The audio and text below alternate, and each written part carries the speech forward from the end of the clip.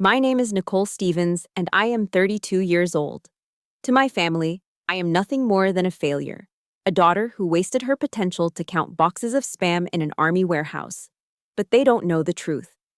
Yesterday, at my younger brother's infantry graduation under the scorching Georgia sun, my father pointed a finger in my face and said, "Sit in the back row, Nicole. Don't let your sloppy appearance embarrass your brother." I did exactly what he asked. I swallowed the lump of bitter rage in my throat and took my seat among the strangers. But then, Drill Sergeant Frey, the terror of the entire base, suddenly halted the marching formation. He didn't look at the generals on the reviewing stand. He marched straight toward me, the useless daughter in the cheap seats, slammed his heels together, and executed a perfect hand salute reserved for a supreme commander. My father's face went from triumphant to ghost white in a split second. He didn't know that single salute just triggered a chain of events that would expose the darkest secret of this base and rip his perfect family facade apart forever. Let me know where you are watching from in the comments, and hit that subscribe button if you believe that a person's value isn't found in what they brag about, but in the burdens they silently carry. The humidity at Fort Benning doesn't just make you hot, it owns you. It wraps around your throat like a wet wool blanket and squeezes until you can barely breathe.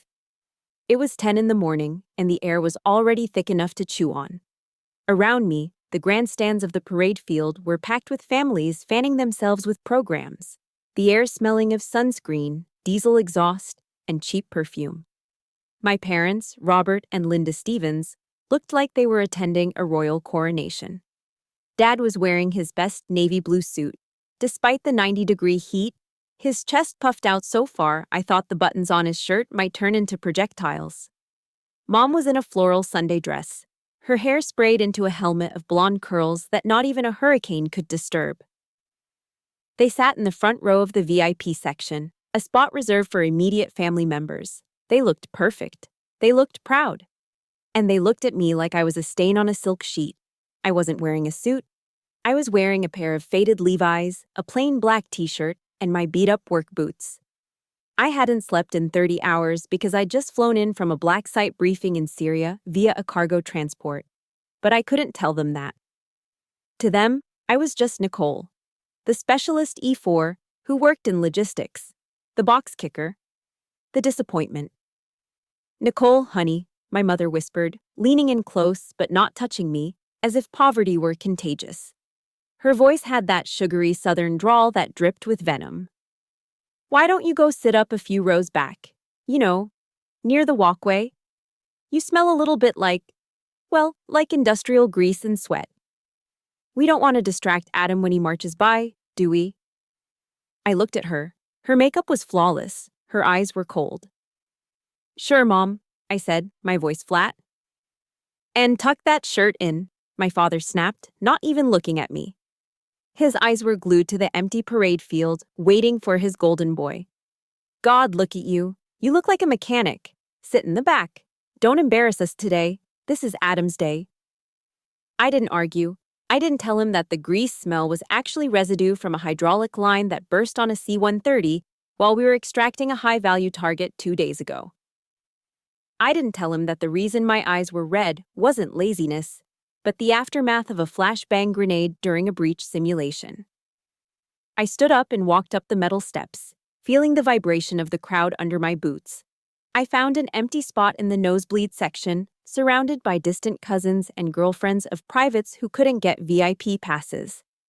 I sat down, crossed my arms, and stared at the backs of my parents' heads. From here, they looked small. General James Mattis once said, "Be polite. Be professional, but have a plan to kill everybody you meet." It was a quote I lived by in the Joint Special Operations Command. Right now, staring at my father's stiff neck, I was holding onto the polite and professional part with every ounce of discipline I had left. Then the drums started. A rhythmic, thundering cadence that vibrated in your chest. The dust kicked up from the red Georgia clay as 300 soldiers marched onto the field. They were young, shaved-headed, and terrified. And there, leading the 3rd platoon, was Adam. My little brother looked good. I had to give him that. He was marching with his chin up, his M4 rifle held perfectly across his chest. He was 22, the golden child. The one who got the new cars and the college tuition while I worked double shifts at a Waffle House. But Adam wasn't bad. He was just blind. He believed the myth our parents had built around him. That's him. That's my boy. Dad's voice boomed over the crowd. He was actually standing up, waving his program like a maniac. He turned to a complete stranger sitting next to him, a quiet man in a wheelchair wearing a Vietnam veteran hat. "You see that kid?" Dad shouted, pointing at Adam. "Top of his class, infantry, a real warrior, not like—" He paused, and I saw him turn his head, scanning the crowd behind him until his eyes locked on me, sitting 10 rows up. He pointed a thick finger at me. "Not like his sister up there. See her? She pushes papers in a warehouse. Logistics. Probably get discharged soon for being lazy. It's a shame, really. But the boy? The boy is a killer." The Vietnam vet looked back at me, then at my dad, and shifted uncomfortably. "She served, didn't she?" the old man mumbled. "She occupies space," Dad laughed, a cruel barking sound. "She's a glorified maid in camouflage." My hands clenched into fists on my knees, my knuckles turned white. I took a deep breath, inhaling the humid air. "Control, Major. Control."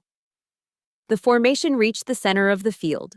This was the moment they were supposed to perform, pass in review, turning their heads to salute the brigadier general standing on the raised platform. The band swelled, the flags snapped in the breeze, and then everything stopped. "Platoon, halt!" The scream tore through the air like a majestic rip of canvas. It wasn't the general, it was Senior Drill Sergeant Mason Frey. Frey was a legend at Fort Benning, a ranger, a pathfinder, a man who supposedly ate glass for breakfast. He was the kind of NCO who terrified officers and enlisted alike. When Frey yelled, the birds stopped singing. The formation froze instantly. 300 boots slammed into the dirt with a singular, thunderous thud. The dust swirled. The band faltered and trailed off into an awkward silence. This wasn't in the script. The general on the podium leaned forward, confused. The crowd murmured. Frey marched out from the side of the formation. He didn't walk. He stalked.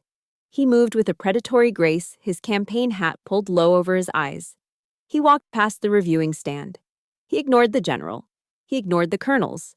He walked straight toward the VIP section. My father smiled. He actually puffed his chest out further, thinking Frey was coming to congratulate him on raising such a fine son. Dad even started to extend his hand, a smug grin plastered on his face, ready to accept the glory he believed he was owed. Frey walked right past him. He didn't even blink. He treated my father, my mother, and their expensive clothes like they were invisible ghosts. He marched past the first row, past the second. He marched up the metal stairs, the rhythmic clank, clank, clank of his boots, the only sound in the entire stadium. He stopped directly in front of me. The silence was absolute. 3,000 people were watching. My parents had twisted around in their seats, their mouths hanging open. Frey stood rigid. He looked at me, the woman in the dirty t-shirt and work boots. And then, with a snap that echoed across the bleachers, he drove his right hand up to the brim of his hat. It was a textbook salute, sharp, respectful, unwavering. "Ma'am," Frey barked, his voice projecting clear and loud, strong enough for my father to hear every syllable. "Reviewing officer on deck. I was not informed of your presence, Major Stevens. My apologies for the lack of protocol." "Major." The word hung in the heavy air like a grenade with the pin pulled. Down in the front row, my father's hand went limp. The paper cup of Coca-Cola he was holding slipped from his fingers. It hit the metal floorboards with a wet splat, sending brown fizz foaming over his polished dress shoes. He didn't move. He couldn't move. He stared at me, his eyes bulging, his face draining of color until he looked like a corpse. Mom let out a small, strangled gasp, her hand flying to her pearl necklace as if she were choking. I didn't look at them. I looked at Frey. I saw the twinkle in the old sergeant's eye, the subtle acknowledgement of the game we were playing. He knew who I was. He knew I was Jayasok. He knew I outranked every single person on that field, including the general on the podium, when it came to operational authority. I slowly stood up. I didn't fix my hair. I didn't tuck in my shirt. I just straightened my back, returning the salute with a casual, lazy flick of my wrist. The kind of salute reserved for officers who have seen enough combat to stop caring about the pageantry. "Carry on, Sergeant," I said, my voice low and cool. "Don't let me interrupt the show." "Hooah, ma'am!" Frey shouted. He cut his salute, did an about-face that was sharp enough to slice the air, and marched back down the stairs. I didn't sit back down. I couldn't. The air in the stadium had changed. The whispers were starting, spreading like wildfire. I could feel hundreds of eyes burning into me, but the only ones I felt were the two pairs of eyes in the front row. I looked down at my father one last time. He looked up at me, confusion and horror warring for dominance on his face. He looked like a man who had just realized he'd been betting on the wrong horse for 30 years. I didn't give him the satisfaction of an explanation. I simply put my sunglasses back on, turned my back on the ceremony, and began to walk toward the exit ramp. My boots clanged against the metal, a lonely, rhythmic beat against the shocked silence of my family. The show was over, but the war had just begun. I sat inside the cab of my truck, gripping the steering wheel until my knuckles turned white. It was a beat-up 2008 Ford F-150, the kind with rust eating away at the wheel wells and an air conditioner that had given up the ghost somewhere back in 2015. The interior smelled of old coffee, stale dust, and the faint, metallic scent of gun oil that seemed to seep from my pores no matter how many times I showered. The Georgia heat was already turning the cab into an oven, baking me alive in my own silence. My hands were shaking. Not from fear. I hadn't felt real fear since a botched extraction in Yemen 3 years ago, but from the adrenaline of restraint. It took every ounce of discipline I possessed not to turn around and scream the truth into my father's face. But discipline was what I did. It was who I was. 7 years. That number floated in the stagnant air of the truck like a ghost. It had been 7 years since I signed the non-disclosure agreement with the Joint Special Operations Command. I remembered the room where it happened, windowless, cold, smelling of floor wax and secrets. The recruiter, a man with eyes like flint, had slid the paper across the metal table. "If you sign this, Stevens," he had said, his voice low, "you disappear. Your victories will be classified. Your medals will go into a drawer that only we can open. To the world, you'll be a paper pusher, a nobody. Can your ego handle that?" I had signed without hesitation. I didn't do it for the glory. I did it because I was good at it. I was good at the shadows, but I hadn't anticipated the cost. I hadn't anticipated that the nobody I became would be the person my own family despised. To protect them, to protect the mission, I had crafted the perfect lie. I was a specialist E4 in logistics, a box kicker, safe, boring, a failure. It was the only way to keep them from worrying, I told myself. But deep down, in the part of my heart I tried to keep locked away, I knew there was another reason. If they thought I was a failure, they wouldn't expect anything from me. And if they didn't expect anything, they couldn't be disappointed. Or so I thought. My eyes drifted to the cracked dashboard and suddenly, I wasn't in the parking lot at Fort Benning anymore. I was back at the kitchen table in our cramped house in Savannah 7 years ago. It was a Tuesday. I remembered because Tuesday was meatloaf night. The smell of burnt ketchup and onions filled the kitchen. My acceptance letter to West Point was sitting in my back pocket, folded into a tight square, burning against my skin. I'd worked for 4 years to get that nomination. I had the grades, the physical fitness scores, the recommendation from a senator. It was my ticket out. My ticket to matter. But before I could pull it out, Dad walked in. He was beaming, a rare expression that made his face look younger, less hard. He tossed a set of keys onto the table. They jingled merrily, a sound of promise and money. "Adam, boy, come look outside," Dad yelled. We all went to the window. There, gleaming in the driveway under the street lamp, was a brand new Chevrolet Silverado. Red, shiny, expensive. Graduation gift, Dad said, clapping Adam on the back.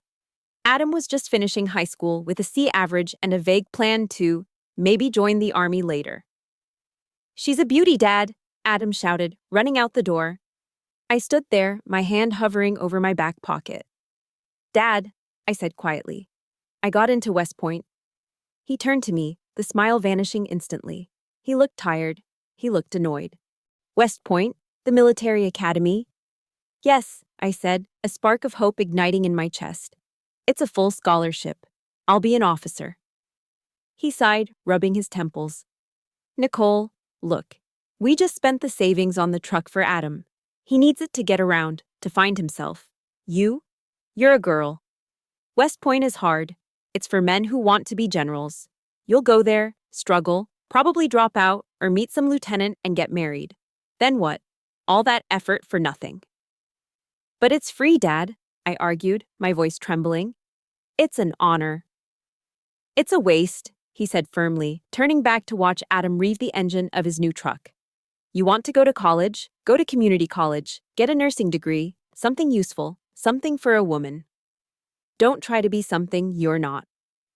I never showed him the letter. I burned it in the sink that night. Instead of West Point, I enlisted. I started from the bottom. While Adam drove his Silverado to parties, I worked double shifts at the Waffle House on Abercorn Street to save money for a car that ran half the time. I served Grand Slams and scattered smothered hash browns to truckers and tourists until my feet bled, listening to customers talk about their lazy kids, while I calculated how many more hours I needed to buy new tires. Invest in the boy, Dad always said. He's the legacy. The memory shifted. The smell of burnt ketchup was replaced by the stench of swamp water and fear. 6 months after I enlisted, I went dark. My parents thought I had been washed out of basic training or sent to some remedial unit because I stopped calling. They told the neighbors, Nicole's having a hard time adjusting. She's not cut out for the discipline. They didn't know I was in the SEER school: survival, evasion, resistance, and escape. I was in a mock POW camp in the deep woods of North Carolina. It was winter. I was wet, freezing, and hadn't eaten in 3 days. My interrogator, a man who played his role with terrifying realism, had locked me in a box too small to sit up in and too short to lie down in. Just quit, Stevens, he would whisper through the air holes. You're weak. You're a girl. Go home to mommy. I listened to the men in the other boxes break. Big men, strong men, men who looked like the soldiers my father idolized. They cried. They begged. They gave up the codes. I didn't break. I focused on the anger. I focused on the look in my father's eyes when he gave Adam that truck. I focused on the not good enough that had been tattooed on my soul since birth. I turned that pain into a weapon. When they pulled me out of that box 3 days later, I was the only woman left standing. I was bruised, dehydrated, and hallucinating. But I was unbroken. That was the day I realized something profound. Pain doesn't destroy you if you refuse to let it. It refines you. Back in the F-150, I blinked away the memories. A bead of sweat rolled down my temple. My phone buzzed in the center console, but I ignored it. I knew who it was. It was probably Colonel Shaw asking why a drill sergeant had just saluted a logistics specialist on a parade field. I'd deal with that later. I looked into the rearview mirror. My breath caught in my throat. Running across the parking lot, weaving between the rows of cars, was my father. He was red-faced, sweating profusely in his blue suit, his tie flapping over his shoulder like a broken wing. He looked ridiculous. He looked furious. He wasn't coming to apologize. He wasn't coming to ask if I was okay. I knew that run. It was the run of a man whose ego had been bruised, a man who needed to re-establish dominance before the concrete of his worldview set permanently. He loved the uniform. He loved the medals.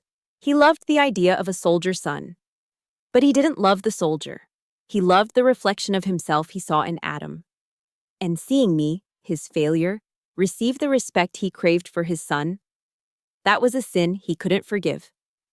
The fear of the Lord is instruction in wisdom, and humility comes before honor. Proverbs 15:33. I whispered the verse to the empty cab. It was something my grandmother used to say. Humility comes before honor. I had lived in humility for 7 years. I had eaten the dirt. I had lived in the shadows. I had let them think I was nothing so they could feel like everything. But honor? Honor wasn't something they could give me, and it wasn't something they could take away. The mirror filled with his angry face. He was close now, shouting something I couldn't hear through the glass. Before I tell you what he said when he reached my window, I want to ask you something. Have you ever felt like no matter what you achieved, it was never enough for the people who were supposed to love you the most? If you know that feeling of being the invisible child, please hit the like button. And in the comments, just type, I am enough. Let's remind each other that our worth isn't defined by anyone else's opinion. My father reached the truck. He slammed his fist against the passenger window, the sound exploding in the small space like a gunshot. His mouth was moving, shaping words I knew would hurt. But for the first time in my life, looking at him through the dirty glass, he didn't look like a giant. He looked like a small, angry man trapped outside in the heat, while I sat safe in the driver's seat, holding the keys to my own life. I took a breath, unlocked the doors, and prepared for war. The glass of my driver's side window vibrated violently as my father's fist slammed against it again. Thud, thud, thud. Open this damn door, Nicole, he screamed, his voice muffled but unmistakably filled with the kind of rage that used to make me cower under my bed when I was 10. Don't you dare ignore me. He was standing right next to the truck, his face pressed close to the glass, distorted and red like a man having a stroke. Sweat was pouring down his forehead, matting his thinning hair to his scalp. He looked less like a proud father and more like a man whose entire reality had just cracked, and he was desperate to smash whatever had caused the fracture. I didn't flinch. I sat perfectly still, my hands resting lightly on the steering wheel, watching him unravel. Inside the cab, the silence was heavy, broken only by the rhythmic pounding of his fist and the faint hum of the engine idling. You think you're funny? He shouted, spit flying from his lips. You think this is some kind of joke? Did you pay him? Is that it? He stepped back, looking around wildly to see if anyone was watching, then leaned in again, his eyes wild. How much did you pay Sergeant Frey to put on that little show, huh? A month's salary? Did you bribe him with whiskey? Tell me. I took a slow breath, letting the air fill my lungs and expand my ribcage. This was the moment. I could drive away. I could leave him there, screaming at dust. But something in me, maybe the soldier, maybe the daughter who was finally done, needed to look him in the eye. I pressed the button on the door panel. The window motor whined in protest as the glass lowered exactly 2 inches. Just enough to hear him clearly. Just enough for my voice to reach him. Not enough for him to reach in. Step back, Dad, I said. My voice was quiet. It wasn't the voice I used at Thanksgiving dinner when I politely asked for the potatoes. It wasn't the voice I used when I called to wish Mom a happy birthday and listened to her complain about her arthritis.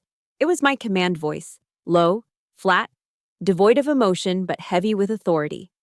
It was the voice I used to order airstrikes. My father froze. His hand, raised to strike the glass again, hovered in midair. He blinked, confusion flickering across his face like static on an old TV screen. He had never heard me speak like that. To him, I was Nicole the mouse. Nicole, the doormat. What did you say to me? He sputtered, his face turning a darker shade of purple. I said step back, I repeated, turning my head slowly to look him directly in the eyes. I didn't take off my sunglasses. You are causing a scene on a federal military installation. Security will be here in less than 2 minutes if you don't lower your voice. For a second, he looked unsure. The authority in my tone threw him off balance. But then, the toxic pride, that deep, insecure masculinity that defined his entire generation, came roaring back. He couldn't let a woman, let alone his daughter, tell him what to do. Don't you quote regulations to me, he roared, grabbing the top of the window with his fingers and shaking the truck. I know this base better than you ever will. I almost enlisted in '82. I know how this works. He almost enlisted. That was Robert Stevens in a nutshell. A man who built his identity on things he almost did and resented anyone who actually did them. "You embarrassed us, Nicole," he yelled, pointing a finger through the crack in the window, inches from my nose. "You embarrassed your brother. Today is Adam's day. He is a warrior. He earned this. And you have to make it about you, don't you? You have to pull some stunt because you're jealous." "Jealous," I repeated, the word tasting like ash in my mouth. "Yes, jealous." He was hysterical now, his voice cracking. People walking to their cars were stopping to stare.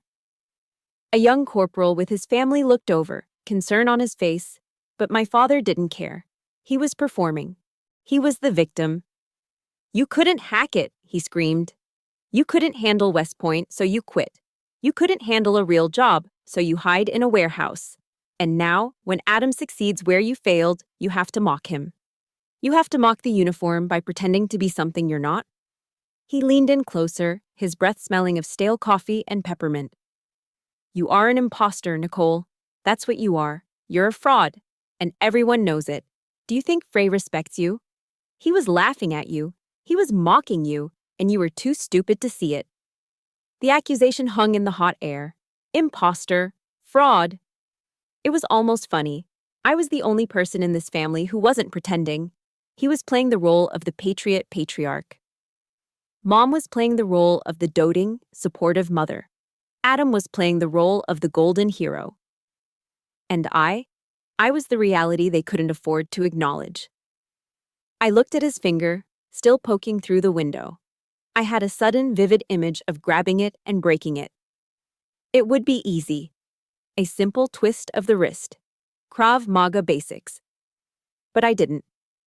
That's what the old Nicole would have fantasized about in anger. Major Stevens didn't need to break fingers to prove a point. "Are you done?" I asked. He blinked, caught off guard by my lack of reaction. "What?"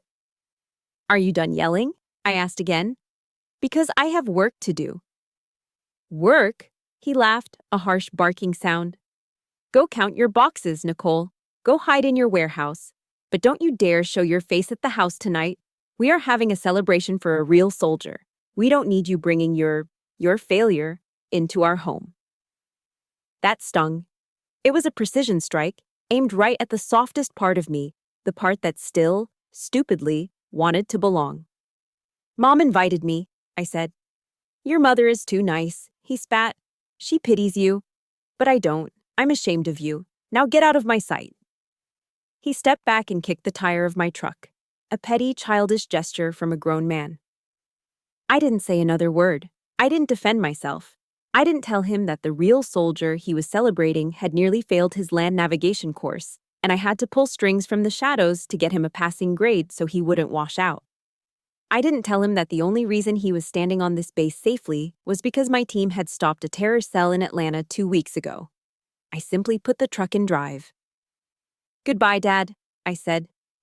I pressed the gas pedal. The truck lurched forward, the tires crunching on the gravel. I saw him in the side mirror, standing there in his ill-fitting suit, hands on his hips, shaking his head as if he were the one who had been wronged. He looked small. He looked pathetic. And for the first time, I didn't feel sad for me. I felt sad for him. I drove toward the exit gate, my heart rate slowly returning to normal. The air conditioning was still broken, but the wind rushing through the open window felt like freedom. I was halfway to the main road when a sound cut through the noise of the wind. A sharp, insistent vibration coming from the glove compartment. My stomach dropped. It wasn't my personal phone. It was the other one, the one that didn't exist. I reached over, popped the latch, and pulled out a heavy black satellite phone. It looked like a brick from the 1990s, ugly and functional. The screen was flashing red. One word was scrolling across the display: DEFCON 3. I pulled the truck onto the shoulder of the road, dust billowing up around me. DEFCON 3 meant roundhouse. It meant an increase in force readiness above normal readiness. It meant the Air Force was ready to mobilize in 15 minutes. It meant something bad was happening. I punched in my access code. The screen cleared and a secure text message appeared. Sender. SOC Central Time, 11:42 hours. Status: Critical message: cyber intrusion detected on JSON servers. Source traced to Fort Benning internal network. Initiate protocol. Ghost, report to SOC immediately. I stared at the screen. A cyber attack. From inside the base. My blood ran cold. This wasn't just a drill. Someone was trying to breach the Joint Special Operations Command network, and they were doing it from right here, under our noses. I looked at the time. 11:43 a.m. My mother wanted me home for the party at 5:10 p.m. My father had just told me to stay away, and now the United States military needed me to hunt down a traitor. I tossed the phone onto the passenger seat. The irony was almost suffocating. My family thought I was a disgrace who counted boxes. My country thought I was the only one who could save the network. I gripped the gear shift. "Sorry, Dad," I whispered to the empty truck.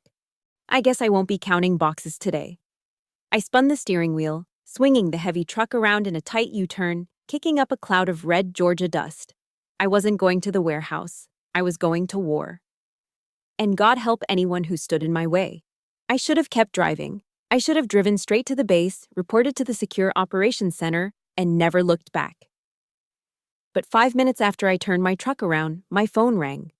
Not the secure satellite phone, but my personal cell. "Mom," I whispered, looking at the screen. I answered it. I always answered it. It was a reflex, a conditioned response drilled into me since birth. "Nicole," my mother's voice was trembling, thick with tears. "Please, just come home. Your father he's beside himself. The neighbors are talking. If you don't come, it'll look like you're admitting guilt. Please, honey, for the family. Just for an hour. For the family." That phrase was the weapon she wielded with surgical precision. It was the guilt trip that had kept me tethered to them for 32 years. "I'm on my way," I said, hating myself for saying it. I had to stop at the house anyway. My encrypted laptop and tactical go bag were hidden under the floorboards of my old bedroom closet. If I was going to hunt a cyber terrorist, I needed my gear. When I pulled into the driveway of the small ranch-style house on Elm Street, it looked like the 4th of July had exploded. American flags lined the walkway. Red, white, and blue balloons bobbed in the humid breeze. A banner hung across the garage door. "Congratulations, Private Adam Stevens, our hero." The smell hit me as soon as I stepped out of the truck. BBQ ribs, slow-cooked, smoky, slathered in that thick, sweet molasses sauce my dad was famous for. It was the smell of home. It was the smell of celebration. And today, it smelled like rejection. I walked up the driveway, my boots heavy on the concrete. Through the large bay window, I could see them. The house was packed. My parents had invited everyone: aunts, uncles, neighbors, people from church. They were laughing, holding drinks, clapping Adam on the back. I took a deep breath and opened the front door. The noise died instantly. It was like someone had cut the power to a stereo. 30 heads turned to look at me. The laughter evaporated, replaced by a thick, suffocating silence. My father was standing by the fireplace, a glass of whiskey in his hand. He glared at me, his eyes narrowing, but he didn't say anything. He'd already said his piece in the parking lot. Now he was letting the crowd do the work. "Well, look who decided to show up," a shrill voice cut through the quiet. It was Aunt Kendra.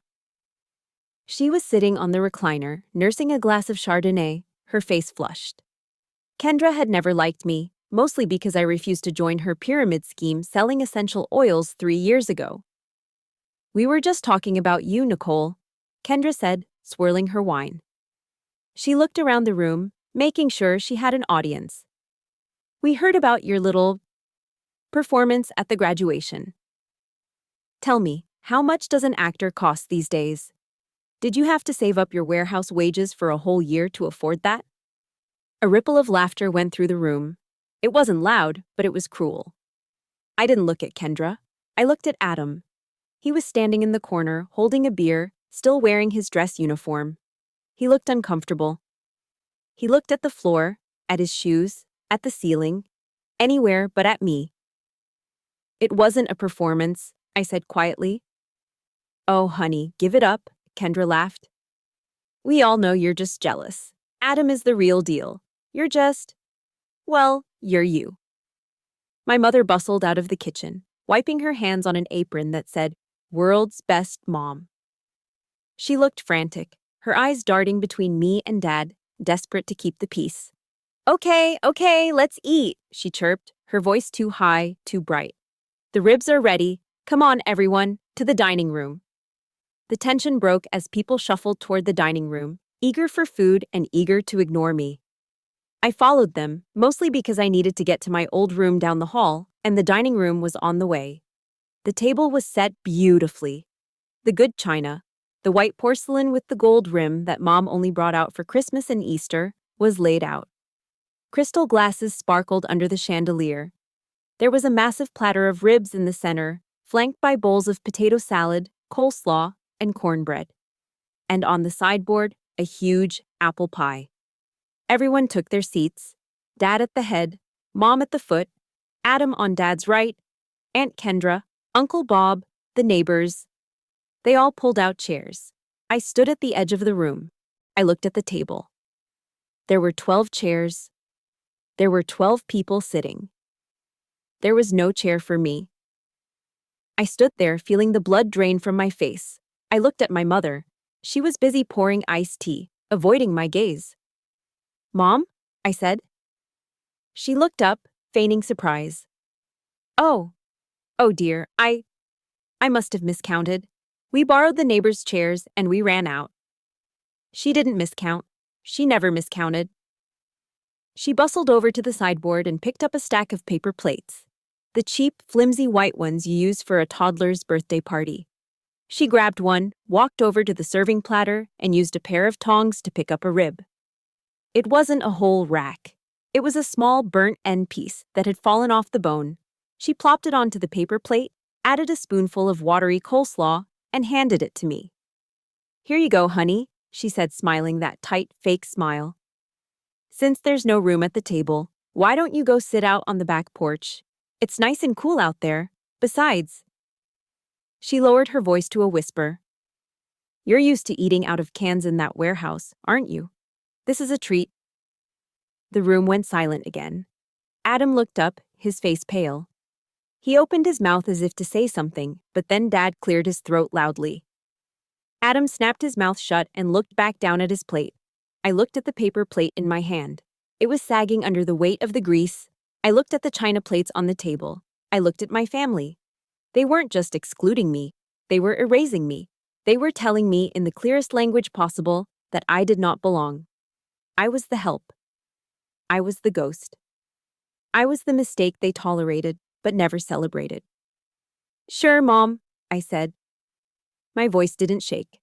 The porch is fine. I turned around and walked out the sliding glass door. The back porch was dark. The sun had gone down, and the only light came from the yellow glow of the windows behind me.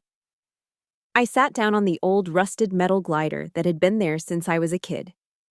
The air was cooling down, but it was still humid, the crickets chirping a frantic rhythm in the grass. I put the paper plate on the small side table. I didn't touch the food. Through the glass, I could see them. They were laughing. Dad was making a toast, raising his glass to Adam. Mom was beaming.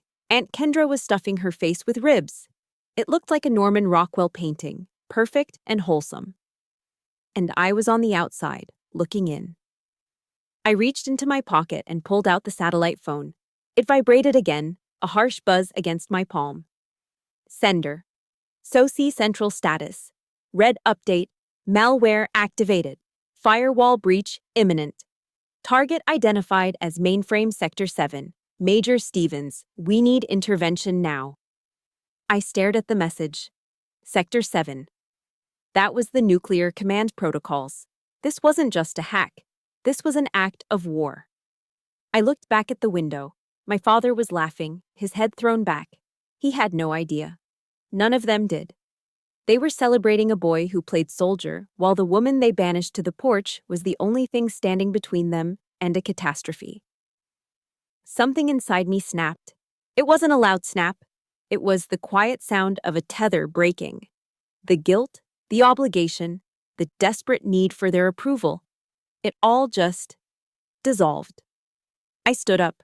I picked up the paper plate. I walked over to the large metal garbage can by the back door. I looked at the burnt rib. I looked at the watery coleslaw. "Enjoy the party," I whispered. I dropped the plate into the trash. It landed with a soft thump. I didn't go back inside to get my laptop. I didn't need it. I had a backup drive in my truck.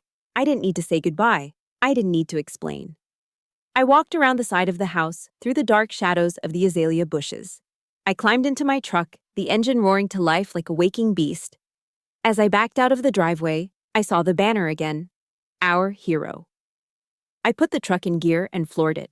The tires spun on the asphalt, screeching as I peeled away from the house, away from the lies, away from the people who would never know who I really was. The time for being the good daughter was over.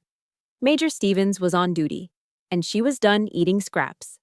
The drive from my parents' house to Fort Benning usually took 20 minutes. I made it in 12. My Ford F-150 rattled and groaned as I pushed it to 80 miles per hour down Victory Drive. The night air whipped through the open windows, carrying the scent of pine and distant ozone. I wasn't Nicole the disappointment anymore. I wasn't the daughter who ate ribs off a paper plate on the back porch. That person had been left behind in a trash can on Elm Street. As the main gate of the base came into view, the transformation was complete. My posture straightened. My grip on the wheel tightened, not in anger, but in focus. My mind began to categorize and prioritize data streams, threat level, entry protocols, network architecture, containment strategies. I slowed the truck as I approached Checkpoint Alpha. The line for visitors and regular personnel was long, a snake of taillights stretching back onto the highway. But I didn't get in that line. I swung the truck into the far left lane, the lane marked with bold red letters, official use only. A young MP, military police officer, stepped out of the guard shack, his hand resting on the holster of his Sig Sauer P320. He looked annoyed. He saw a beat-up, rusted truck driven by a woman in a t-shirt and jeans trying to use the VIP lane. He held up a hand, palm out. "Stop the vehicle. Turn around, ma'am. This lane is for 06 and above, or special clearance personnel only." I rolled down the window. I didn't argue. I didn't explain. I simply reached into my center console and pulled out my lanyard. Attached to it wasn't the standard green common access card that every soldier carried. It was a black card. Matte finish. No photo. Just a gold chip and the embossed seal of the Department of Homeland Security overlaid with the JSOC insignia. I held it out. The MP shone his flashlight on it. He squinted. Then his eyes widened. He looked from the card to my face, then back to the card. He pulled a scanner from his belt and swiped it. The scanner didn't beep. It emitted a low, steady tone. The small screen flashed red, then green. Access granted. Level 5. Yankee White. The MP's annoyance vanished instantly, replaced by a look of sheer panic. He realized he had just tried to turn away someone with clearance higher than the base commander. "My apologies, ma'am," he stammered, snapping to attention so fast his hat almost fell off. He hit the button to open the barrier. "You are cleared for immediate entry." I gunned the engine, and the truck roared past the barrier. I drove deep into the heart of the base, heading toward the restricted sector on the north side, a cluster of nondescript concrete buildings surrounded by double fences and razor wire. This was the SOC, the Special Operations Center. I pulled up to the inner gate. The cameras recognized my license plate instantly. The heavy steel gates rolled back without me even having to stop. I parked the truck in a spot marked, "Reserved, Command." It sat there, a rusted heap of junk next to the sleek black SUVs of the other high-ranking officers.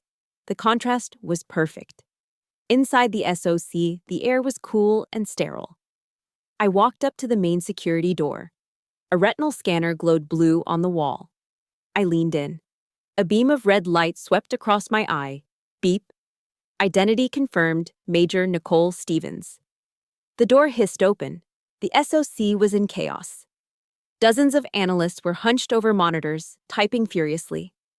Large screens on the wall displayed maps of the global network traffic, red lines pulsing like infected veins.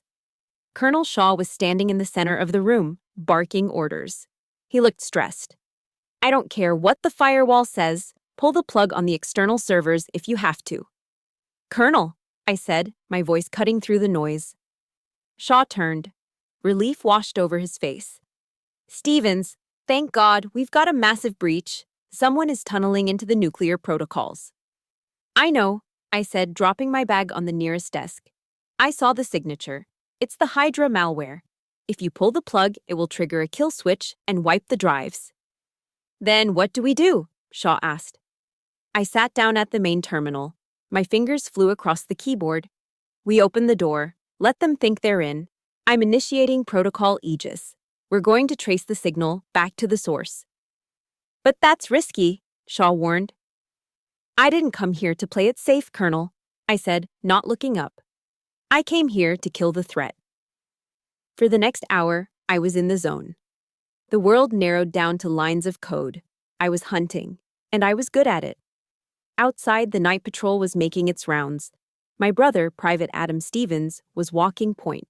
He was tired, his feet hurt, and the adrenaline of the graduation had worn off, leaving him with a headache and a vague sense of disappointment. Keep it tight, ladies, the squad leader barked. Eyes open. They were patrolling the perimeter of the restricted sector. As they rounded the corner of the SOC building, Adam stopped. He blinked, rubbing his eyes. There, parked right in front of the main entrance, in a spot clearly marked for high command, was a truck. It was a rusted, beat-up 2008 Ford F-150 with a dent in the rear bumper. That's Nicole's truck, Adam whispered. He looked around. There were Humvees with mounted machine guns. There were black government Suburbans, and right in the middle of them sat his sister's piece of junk.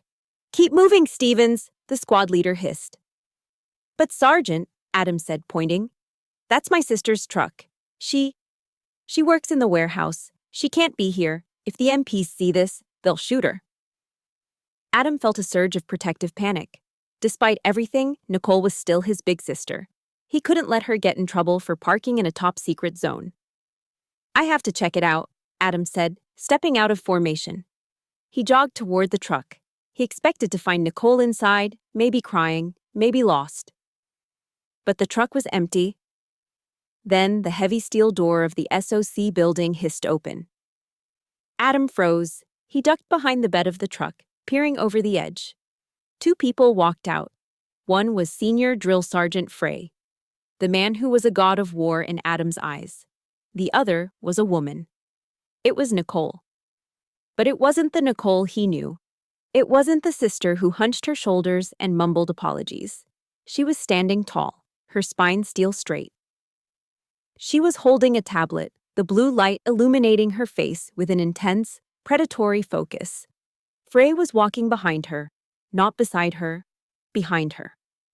Report, Sergeant, Nicole said. Her voice carried clearly in the night air. It was crisp, authoritative, and utterly commanding. Frey stopped, snapped his heels together, and stood at attention. Ma'am, the perimeter is secure. We have locked down the server nodes as you ordered. Colonel Shaw is awaiting your final authorization to counter-strike. Adam felt like the ground had just dissolved under his boots. Ma'am, ordered. Colonel Shaw? Nicole stopped and turned to Frey. She handed him the tablet. Good. Tell Shaw to initiate. And Frey? Yes, ma'am. Find out who authorized a civilian contractor to access the network logs. I want the name on my desk in 10 minutes. Understood, Major Stevens, Frey said. He saluted. A crisp, perfect salute. Nicole returned it casually, without even looking up. Go. Frey turned and ran back inside. Nicole stood there for a moment, alone under the floodlights. She looked dangerous. She looked powerful.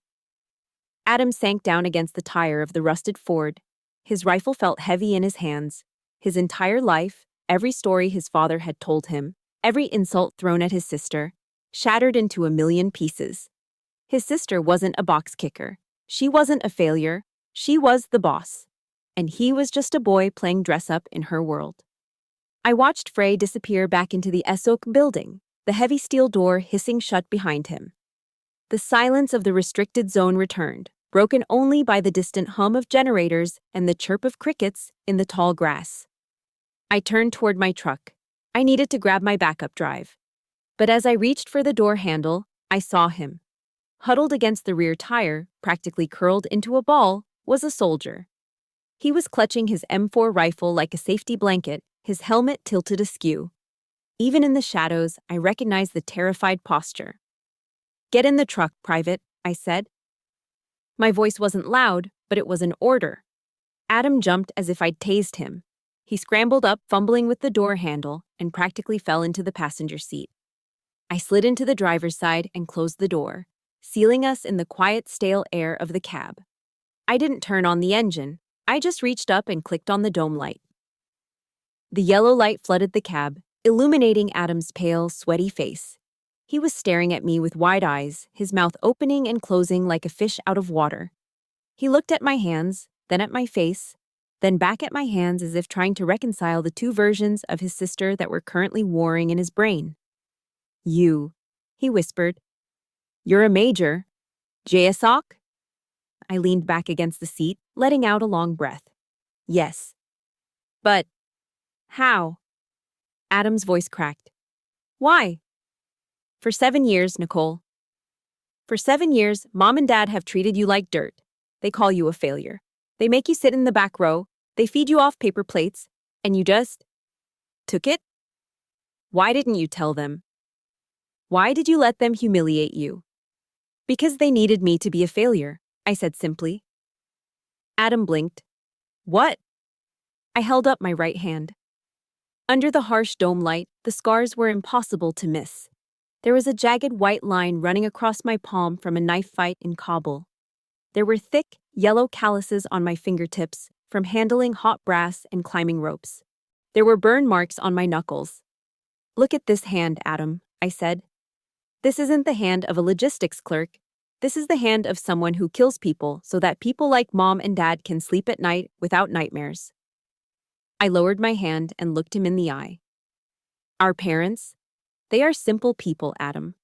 They love the idea of the military, the parades, the flags, the glory. They need a hero to brag about at church. They need a golden child to validate their own lives." I gestured to his uniform, pristine and pressed, with his marksman badge and his National Defense Service medal. The pizza stain that everyone gets just for joining. "I gave them that in you," I continued. "If they knew what I really do, if they knew the things I've seen, the things I've had to do in the dark, it would break them. Or worse, it would terrify them. So, I let them have their hero, and I took the role of the disappointment. It keeps the balance." Adam stared at me, tears welling up in his eyes. "But it's not fair," he choked out. "It's not fair to you." "Fair?" I laughed, a dry, humorless sound. A Navy SEAL friend of mine once told me, "The only easy day was yesterday." Fairness is a civilian concept, Adam. In my world, there is only the mission and the cost. I paid the cost so you wouldn't have to. Adam looked down at his chest. He touched the shiny medals he had been so proud of just this morning. Now they looked like toys. Cheap plastic trinkets compared to the weight of the silence I carried. "I'm sorry," he whispered, the tears finally spilling over. "I'm so sorry, Nicole," I laughed. "When Dad made jokes about you, I laughed. I thought I was better than you. I thought I was the soldier." He buried his face in his hands, his shoulders shaking. "I've been such an idiot. I've been a coward." I watched him cry. Part of me, the sister part, wanted to hug him. But the major part knew that this pain was necessary. He needed to feel this.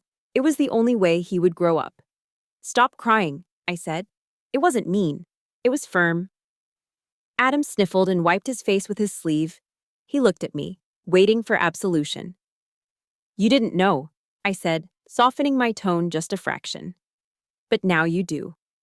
And that means the game changes. You can't be the golden child anymore, Adam. You have to be a man. Can you do that?" Adam nodded vigorously. "Yes. Yes, I can. I promise." "Good," I said, "because I'm going to need you to—" Suddenly, the tactical radio clipped to my belt burst into life. The static hiss filled the small cab, cutting through the emotional moment like a knife. "Ghost, This is Overwatch. Be advised. Security team has apprehended a suspect in server room B. Repeat, suspect in custody. I grabbed the radio, my thumb pressing the transmit button. Copy, Overwatch. Identify suspect. There was a pause. A long, heavy silence that made the hair on the back of my neck stand up. Suspect is a civilian female. ID confirmed as Kara Miller. She was caught attempting to insert a flash drive into the auxiliary port. Adam froze. His face went white. Kara, he whispered. I ignored him. Overwatch, say again. Did you say Kara Miller? Affirmative, Ghost. Suspect claims she was... Wait one. She claims she was doing a favor for a friend. She's asking for Private Adam Stevens. Adam let out a sound that was half gasp, half sob. No, that's impossible. Kara? She's at the reception.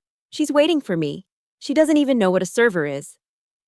Kara was Adam's girlfriend, a sweet, bubbly girl from Alabama who worked as a dental hygienist. She wore sundresses and smelled like vanilla. The idea of her breaking into a top-secret server room was ludicrous, unless she was being used. My mind raced back to the malware signature. Hydra. It was sophisticated, but the delivery method, a physical drive inserted into a secure port, was crude. It required a mule. Someone innocent enough to walk past security without raising alarms, but dumb enough to not ask questions. She's been set up, I said, more to myself than to Adam. Adam grabbed my arm, his grip desperate. Nicole! You have to help her. She wouldn't do this. She loves this country. She loves me. Get a hold of yourself, I snapped, slapping his hand away. I grabbed his chin and forced him to look at me. Listen to me. If she was caught in that room with that drive, she is looking at 20 years in Leavenworth for espionage, federal treason charges. Oh my God, Adam hyperventilated. Oh my God. Panic kills, Private, I said, my voice icy calm. Tears don't fix this. Action does. Someone used her.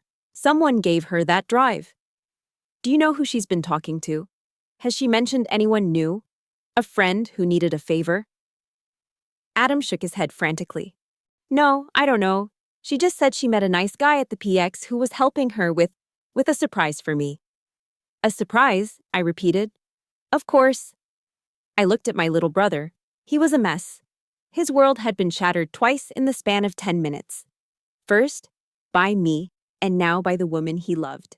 He looked like he was about to shatter. Before we move on, I want to pause for a second. Have you ever had to be the strong one when everyone else was falling apart? Have you ever had to swallow your own feelings just to get the job done? If you understand that kind of pressure, hit the like button right now. And in the comments, just type, "Stay strong," to show your support for Nicole and Adam. Wipe your face, Private, I ordered, reaching into the back seat and grabbing my laptop bag. The pity party is over. We are going to the holding cells. And we are going to find out who put that drive in her hand. You can fix this, Adam asked, his voice trembling with hope. I'm not going to fix it, I said, opening the truck door and stepping out into the humid night. I'm going to finish it. I looked back at him. Are you coming, or are you staying in the truck? Adam took a deep breath. He wiped his eyes, straightened his helmet, and gripped his rifle. The fear was still there, but something else was pushing through it. Resolve. I'm coming, he said. Good, I said. Follow me, and don't say a word unless I tell you to. We walked toward the SOC building together. 2 soldiers, one in the light, one in the dark. But for the first time in our lives, we were walking in step. The interrogation room was cold, smelling of floor wax and anxiety. Through the one-way mirror, I watched Kara Miller falling apart. She was handcuffed to the metal table, her floral sundress looking pathetically out of place. Her mascara ran down her cheeks in black streaks. I didn't know, she wailed to the MP. Please, I swear, he said he was a friend of Adam's. He said he needed to print a recommendation letter for Adam's file, and the printer in the lobby was broken. Adam stood next to me on the other side of the glass, fists clenched. Who is he, Kara? The MP asked. I need a name. Kara sniffled. Vaughn. His name was Mr. Vaughn. He had a suit on. He looked Important. My blood froze. Vaughn, I whispered. The name tasted like bile. Curtis Vaughn. 5 years ago, I was undercover in Iraq, investigating a fuel theft ring. Vaughn was the civilian contractor in charge. He was slick, charming, and corrupt, selling our diesel to insurgents. I built a case against him, but evidence vanished, witnesses disappeared, and Vaughn walked away with a promotion. He knew Specialist Stevens had been snooping, but he didn't know I was JSOC. He thought I was just a nosy supply clerk. Now, he was here, using my brother's girlfriend as a mule to plant malware. He's trying to frame us, I said, my voice low. Colonel Shaw walked up behind me with a tablet. We traced the malware signature. It's a dead man's switch, designed to corrupt the logistics database, specifically the inventory logs for fuel depots. I let out a humorless laugh. Of course, he's stealing fuel again. He needs to crash the system to hide the discrepancies, and he's using my family to do it. Why your family? Shaw asked. Because he holds a grudge, I said, staring at Kara. And because he thinks I'm weak. He thinks I'm a logistics failure who can't fight back. I turned to Adam. Did you tell anyone I was coming to the graduation? Adam looked terrified. I might have mentioned it to a few guys at the bar last night. Vaughn, he bought us around, said he was an old friend of yours. He surprised us, all right, I muttered. This was personal. Vaughn wasn't just stealing, he was hunting. Colonel, I said. Where is Vaughn? He's in the JAG office, Shaw replied, filing a formal complaint against Private Stevens and you. He claims he saw you give Kara the drive. He's spinning a narrative that you, the disgruntled sister, used your brother's girlfriend to sabotage the base out of jealousy. My jaw tightened. It was a bold, reckless move, but it relied on one key assumption, that I was nobody, that I was just Specialist Nicole Stevens. If that were true, his story would stick. He requested an immediate tribunal hearing, Shaw continued. In 45 minutes. The base commander authorized it because of the severity of the threat. I looked at my reflection in the mirror. I saw the messy bun, the jeans, the tired eyes. I saw the woman my family was ashamed of. Then I looked at Kara, terrified and innocent. I looked at Adam, trembling with rage. Vaughn wanted a show. He wanted to humiliate me publicly. He wanted to stand in court, point his finger at the jealous sister, and watch me get dragged away while he walked out with another contract. Okay, I said. He wants a tribunal. Let's give him one. Major, Shaw warned. If you walk into that courtroom, you can't do it as a specialist. You'll have to reveal your rank. 7 years of deep cover. Gone. Are you sure? I looked at Adam. He came for my family, Colonel. My cover doesn't matter anymore. I turned to Frey, standing by the door. Sergeant Frey. Ma'am. Go to my office in the secure wing. In the back of the locker, there is a garment bag. Bring it to me, and bring my full ribbon rack. All of it. Frey's eyes widened. The Class A's, ma'am. The Class A's, I confirmed. And get a JAG officer to prepare a subpoena for Curtis Vaughn's digital records. Use my DHS authorization code. I want every email, every bank transfer, every text message he sent in the last 5 years ready to display on the courtroom screens. Yes, ma'am. Frey sprinted down the hallway. Adam looked at me, confused. Nicole, what are you doing? You can't go in there. Vaughn is powerful. He has lawyers. I put a hand on Adam's shoulder. He has lawyers, Adam. But he doesn't have the truth. And more importantly, I paused, a cold smile touching my lips. He doesn't have the rank. I keyed in a command to the holding cell speaker. Kara, listen to me. Do not say another word. Do not sign anything. I am handling this. Kara looked up, red-eyed. Nicole? I'm here, I said.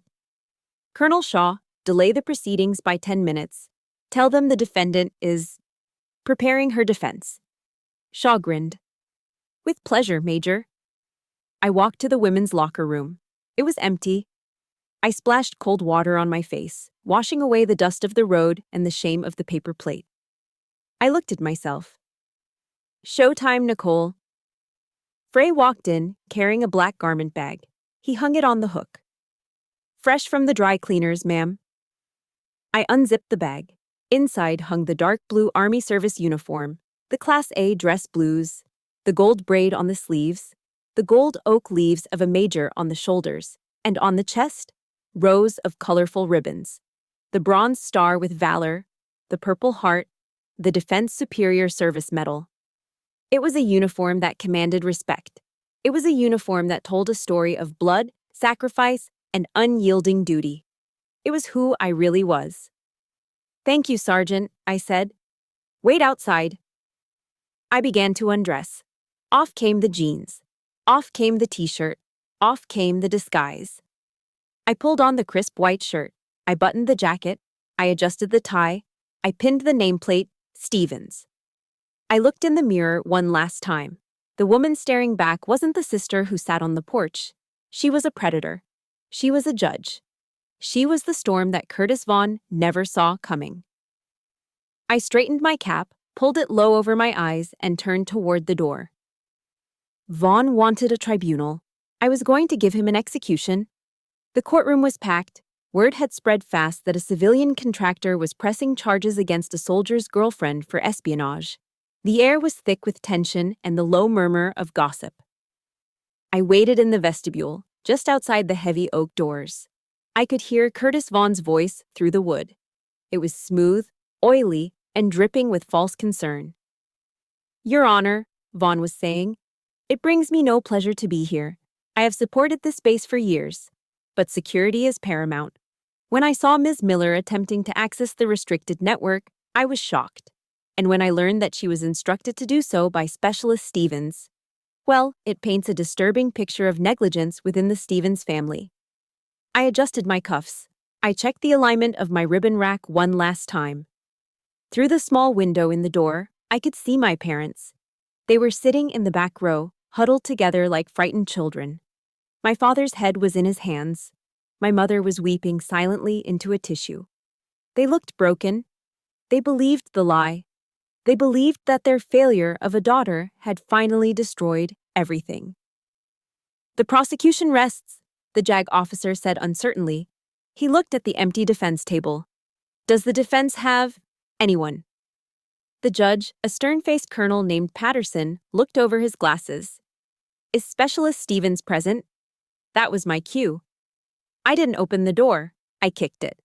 The double doors flew open with a resounding bang that echoed off the high ceilings like a gunshot. The entire room jumped. Every head turned. I stepped into the aisle. I wasn't wearing the grease-stained t-shirt. I wasn't wearing the faded jeans. I was wearing the United States Army Service uniform. The dark blue jacket was tailored to perfection. The gold braid on the sleeves caught the light. On my shoulders, the gold oak leaves of a major gleamed with undeniable authority. But it was my chest that made the room gasp. Rows of colorful ribbons stacked 4 high. The bronze star with a V device for valor. The Purple Heart. The Defense Meritorious Service Medal. The Global War on Terrorism Expeditionary Medal. And right at the top, the Combat Action Badge. It was the resume of a ghost. It was the history of a warrior who had been everywhere and done everything, all while the world thought she was counting boxes. The sound of my heels on the hardwood floor was sharp and deliberate. Clack, clack, clack. For 3 seconds, there was absolute silence, the kind of silence where you can hear a heartbreak. Then, reflex took over. A young captain in the front row saw my rank. He shot out of his seat like a spring. "Attention on deck," he screamed. The sound was electric. Instantly, every soldier in the room, MP, JAG officer, clerk, snapped to attention. The rustle of fabric and the stomp of boots filled the air. Even Colonel Patterson, the judge, stood up behind his bench. Only the civilians remained seated. My father looked up, his eyes bulging out of his head. His mouth fell open, his jaw practically hitting his chest. He looked from my face to the rank on my shoulder, his brain trying to process the impossible image before him. My mother stopped crying. the tissue frozen halfway to her nose. And Curtis Vaughn? He turned pale. He gripped the railing of the witness stand, his knuckles turning white. The smirk slid off his face like slime. I didn't look at my parents. I didn't look at the judge. I kept my eyes locked on Vaughn as I marched down the center aisle. I stopped in front of the defense table where Kara was sitting, still handcuffed. She looked up at me, her eyes wide with wonder. Major Stevens, Judge Patterson said, his voice respectful but confused. I wasn't aware you were involved in this case. I am the case, Colonel, I said. My voice didn't need to be loud. It carried the weight of command. I walked up to the witness stand. I stood toe-to-toe with Vaughn. He was a tall man, but right now he looked small. He smelled of expensive cologne and fear. You seem surprised, Mr. Vaughn, I said softly. I don't know who you are, Vaughn stammered, trying to regain his composure. I was told, Specialist Stevens doesn't exist, I cut him off. She was a cover, a ghost. But I'm very real, and I have a very long memory. I turned to the judge. Your Honor, I am Major Nicole Stevens, Joint Special Operations Command, Cyber Warfare Division. I am taking over this jurisdiction under Title 10, United States Code, Section 302. On what grounds? Patterson asked. On the grounds that the witness, Mr. Curtis Vaughn, is an enemy combatant engaged in active sabotage against the United States military. The room erupted in gasps. Vaughn's lawyer jumped up. Objection! This is preposterous. Is it? I asked. I pulled a small remote from my pocket and pointed it at the large screen behind the judge. Sergeant Frey, run the file, I ordered into the air. The screen flickered to life. It wasn't a PowerPoint presentation. It was a live feed of Vaughn's bank accounts in the Cayman Islands. 5 years ago, I said, pacing in front of the judge's bench. Mr. Vaughn stole $3 million worth of diesel fuel from a supply depot in Fallujah. He thought he got away with it because the investigator, a lowly specialist named Stevens, couldn't make the charges stick. I turned and looked at my father. He was gripping the pew in front of him, his face a mask of shock. He was hearing the story of his failure daughter for the first time. But I didn't stop investigating, I continued. I just went deeper. For 5 years, I have tracked every transaction, every email, every bribe. And tonight, Mr. Vaughn made a mistake. He got greedy. He tried to use a dead man's switch to crash our logistics server to cover his tracks before his new contract audit. The screen changed. It showed a text message chain. 2. Unknown from Vaughn message. The girl is the mule. Use the private's girlfriend. If it blows up, blame the sister. She's a nobody. The text was dated yesterday. She's a nobody, I read aloud. I turned to Vaughn. Is that what you thought, Curtis? You thought I was a nobody. Vaughn was shaking now. Sweat was pouring down his face. This is fabricated. You can't prove that's my phone. I don't have to, I said. Because the malware you gave Kara, I wrote the counter code for it 3 years ago. When you activated it, you didn't crash the system. You pinged my personal server. You rang my doorbell, Curtis. I leaned in close, my voice dropping to a whisper that only he and the dead silent courtroom could hear. You thought you were playing a game with a box kicker, but you were playing chess with a grandmaster, and you just lost your king. I turned to the MPs standing by the door. Arrest him, I ordered. The MPs didn't hesitate. They rushed the stand. They grabbed Vaughn by the arms and slammed him against the wall. The click of handcuffs echoed through the room, a sound much sweeter than the ones on Kara's wrists. You can't do this, Vaughn screamed as they dragged him away. I have friends in the Pentagon. I have rights. You have the right to remain silent, I said calmly. I suggest you use it. As the doors closed behind Vaughn, the courtroom remained frozen. No one moved. No one breathed. Judge Patterson cleared his throat. He looked at me with a mixture of awe and respect. Major Stevens, regarding the charges against Ms. Miller, dismissed with prejudice, Your Honor, I said. She was an unknowing asset. I vouch for her.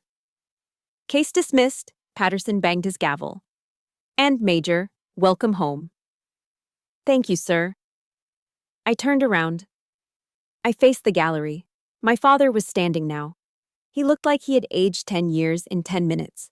His eyes were locked on the bronze star on my chest, the medal for valor in combat, the medal he had always dreamed his son would earn. And it was pinning on the chest of the daughter he had thrown away. He took a step toward me, his hand reaching out, trembling. Nicole! I didn't stop. I didn't smile. I didn't acknowledge him. I looked right through him as if he were made of glass, as if he were the ghost now. I walked down the aisle, past him, past my mother, past the stunned crowd. My boots clicked on the floor with the steady rhythm of a soldier who had completed her mission. I pushed open the doors and walked out into the cool, night air. The trial was over. The villain was gone. But the hardest part was yet to come. I had to bury my family, not in the ground, but in my heart. The double doors of the courthouse swung shut behind me, muffling the chaos of the courtroom. But they couldn't block out what was coming next. I knew it. I could feel it. I walked down the wide marble hallway, the sound of my heels sharp and lonely. Clack, clack, clack. Nicole! Nicole! Wait! The voice was shrill, desperate, and sickeningly familiar. It was the voice of a woman who realized she had just bet on the losing horse and was scrambling to change her ticket. I stopped. I didn't turn around immediately. I took a breath, centering myself, putting the armor back on over my heart. Nicole! My mother, Linda Stevens, came rushing down the hallway. Her mascara was smeared, her hair was slightly disheveled, but her face was wearing a mask I had never seen before. It was a mask of adoration, of pride, of terrifying, desperate love. She reached me, her arms wide open, ready to engulf me in a hug. Oh, my baby, my brave, wonderful girl. I knew it. I just knew you were special. She lunged for me, trying to wrap her arms around my neck, trying to pull me into the warmth that she had denied me for 32 years. She wanted to be seen hugging the hero. She wanted the officers standing nearby to see the devoted mother embracing her victorious daughter. I stepped back. It was a small movement, but it was a chasm. Her hands grasped at empty air. She stumbled slightly, her smile faltering. Don't, I said. My voice wasn't loud. It wasn't angry. It was just dead. Nicole, she stammered, her eyes wide and wet. Honey, what's wrong? Mom is here. I'm so proud of you. Why didn't you tell us? We could have celebrated you. We could have. Stop, I said, cutting through her babble like a knife through rot. Don't rewrite history, Linda. You don't get to do that. She flinched at the use of her first name. Nicole, I'm your mother. You are the woman who handed me a paper plate last night, I said, looking her dead in the eye. You are the woman who told me to go sit on the back porch because I didn't fit at the table with the real people. You told me I smelled like grease. You told me I was a failure. I was just stressed, she cried, clutching her pearls. The party. Adam, you know how your father gets. I was trying to keep the peace. You weren't keeping the peace, I said. You were keeping your status. You chose your side. You chose the golden child, and you chose the scapegoat. You were happy to let me be the punching bag as long as it kept your perfect little suburban life intact. I took another step back, creating a physical boundary that mirrored the emotional one. Do not touch me, I said. Do not hug me. Do not pretend that you are part of this victory. You banished me to the porch. Stay there. My mother's face crumbled. The mask fell away, leaving behind the pathetic, fearful woman underneath. She sobbed, putting her hand over her mouth, looking around for sympathy that wasn't there. Then I heard the heavy footsteps behind her. My father, Robert Stevens, was walking toward us. He wasn't running. He wasn't shouting. He was walking like a man carrying 100 pounds of lead on his back. His suit jacket was unbuttoned, his tie loose. He looked deflated. The blustering, arrogant patriarch of the parking lot was gone. He stopped a few feet away. He looked at my uniform. He looked at the bronze star. He looked at the rank on my shoulders. Nicole, he croaked.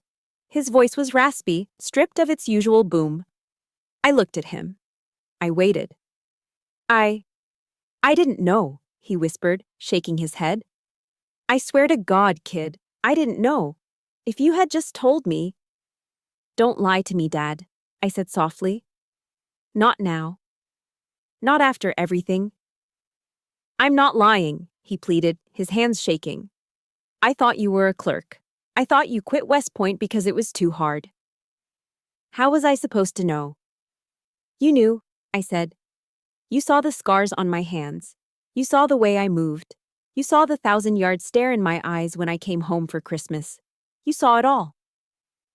I took a step closer to him, lowering my voice so only he could hear the truth that was about to shatter him. You chose not to see it, I said. Because if you admitted that I was strong, if you admitted that I was a warrior, then you would have to admit that you were wrong. You would have to admit that a girl could do what you never did. You would have to admit that your golden boy was just a boy, and your failure was the one protecting him. He flinched as if I had slapped him. You built your entire identity on the idea that men are soldiers and women are nothing, I continued. My success was a threat to your ego, so you buried it. You decided I was a failure because that was the only version of me you could handle. He stared at me, his mouth opening and closing, but no words came out. Tears, real tears, born of shame and broken pride, welled in his eyes. He choked out, I'm sorry. I know you are, I said. And I meant it. He was a sorry sight, a man hollowed out by his own prejudice. But sorry doesn't fix 7 years, Dad, I said. Sorry doesn't take back the insults. Sorry doesn't put me back at the dinner table. I looked at both of them, my creators, my tormentors, my family. I felt a sharp physical pain in my chest. It was the death of hope. The hope that maybe, just maybe, if I was good enough, if I was strong enough, they would finally love me for who I was. But they didn't love me. They loved the uniform. They loved the medals. And now that I had them, they wanted to love me. But it was too late. Love isn't a reward for performance. It's supposed to be the baseline. Goodbye, Robert. Goodbye, Linda, I said.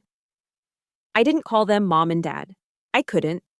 Those titles belonged to people who protected you, not people who sacrificed you.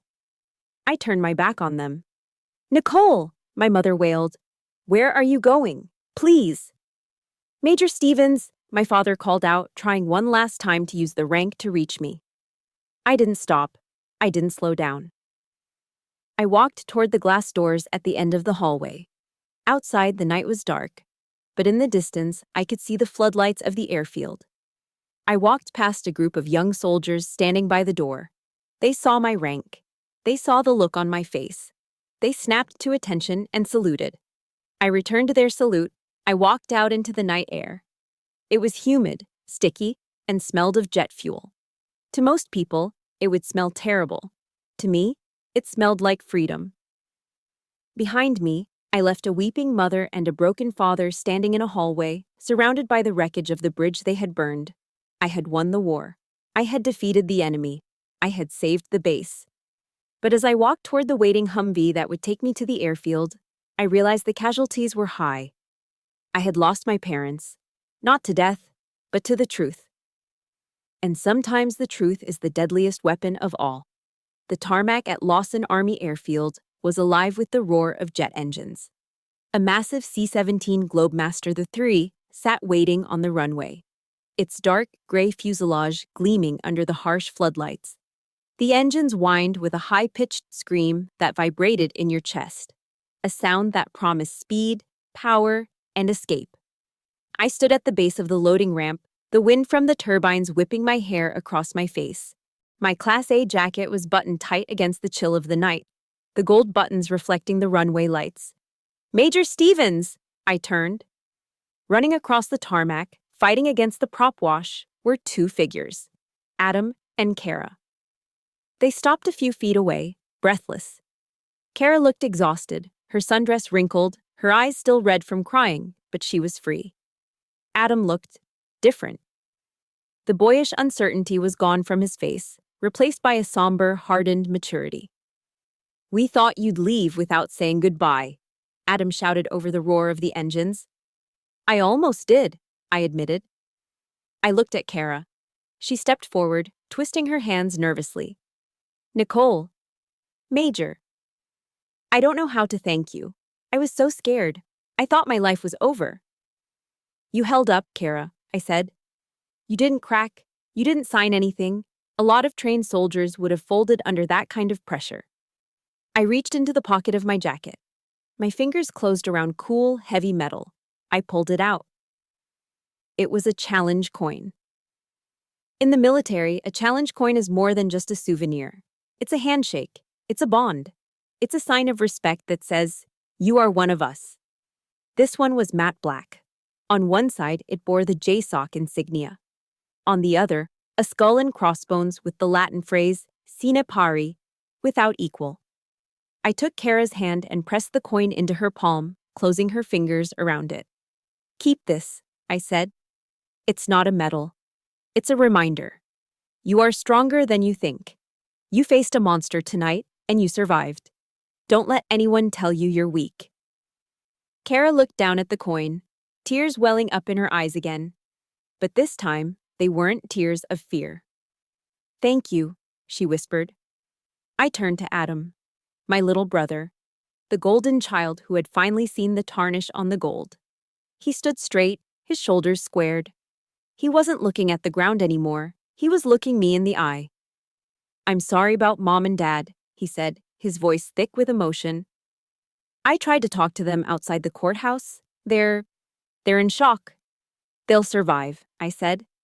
They have their house. They have their reputation. And they have you. I stepped closer to him. I didn't hug him. I put my hand on his shoulder, gripping the fabric of his uniform. Listen to me, Adam, I said, my voice cutting through the wind. You are the pillar now. You are the only honest thing left in that house. Protect them. Love them. But do not let them own you. I squeezed his shoulder harder. Do not let them turn you into a puppet for their ego, I continued. Be your own man. Be the soldier you want to be, not the one Dad wishes he was. Do you understand me? Adam nodded. I understand. Good. I released him. And Adam, the next time you see a logistics clerk, buy her a coffee. You never know who she really is. A small, sad smile touched his lips. Hoo-ah, Major. I took a step back toward the gaping maw of the C-17. The crew chief at the top of the ramp waved at me, signaling that it was time to go. Goodbye, Adam, I said. Adam took a deep breath. He snapped his heels together. He raised his right hand in a slow, deliberate salute. It wasn't the sloppy, hurried salute of a private trying to impress an officer. It was crisp. It was sharp. It was filled with a profound, aching respect. It was a salute from a brother to a sister, from a student to a master, from a man to a warrior. I looked at him for a long moment, memorizing his face. Then I returned the salute. Slow, precise, final. I turned and walked up the ramp. The interior of the C-17 was cavernous and dim, lit by red tactical lights. It smelled of hydraulic fluid and old canvas. I found a jump seat along the wall, strapped myself in, and leaned my head back against the webbing. The ramp hissed shut, sealing out the night, sealing out Georgia, sealing out the life I had left behind. The engines roared to full power. The massive plane shuddered and began to roll. I closed my eyes as gravity pushed me back into the seat. I pictured my parents standing in that hallway, small and broken. I pictured the empty chair at the dinner table. I pictured the paper plate in the trash. For 32 years, I had defined myself by that empty chair. I had defined myself by their rejection. I had let the hole in my heart shape the person I became. But as the wheels left the ground, as the plane banked sharply into the dark sky, I felt something shift inside me. The hole wasn't there anymore. It had been filled. Not by their love. I knew now that I would never have that in the way I wanted. But by something stronger. It was filled by the truth. It was filled by the weight of the coin in Kara's hand. It was filled by the look in Adam's eyes when he saluted me. I reached into my pocket and pulled out my own coin. I rubbed my thumb over the raised letters. Without equal. I looked out the small porthole window. Below me, The lights of Fort Benning were shrinking, turning into a cluster of glittering stars in the black void of the south. Somewhere down there was a house with a hero banner on the garage. Somewhere down there was a porch where I had eaten alone. Let them have the house. Let them have the banner. Let them have the lie. I had the sky. I had the mission. I had a brother who finally knew my name. And for the first time in my life, when I looked in the mirror, I didn't see a disappointment. I didn't see a box kicker. I didn't see a ghost. I saw Nicole Stevens. And she was enough. The plane leveled off, cruising toward a sunrise I hadn't seen yet, toward a future that was entirely, beautifully my own. I closed my eyes, and for the first time in 7 years, I slept without dreaming of home. Thank you for listening to Nicole's story. If you made it this far, you are part of our squad now. This story reminds us that sometimes the people who are supposed to love us the most are the ones who hurt us the deepest. But it also reminds us that we have the power to define our own worth. If you believe that family is about loyalty and respect, not just blood, please hit the like button. And in the comments, I want you to tag a chosen family member, a friend who has stood by you when things got tough. Or just leave a blue heart emoji to show your support for all the silent warriors out there. Don't forget to subscribe for more stories like this. Until next time, stay strong.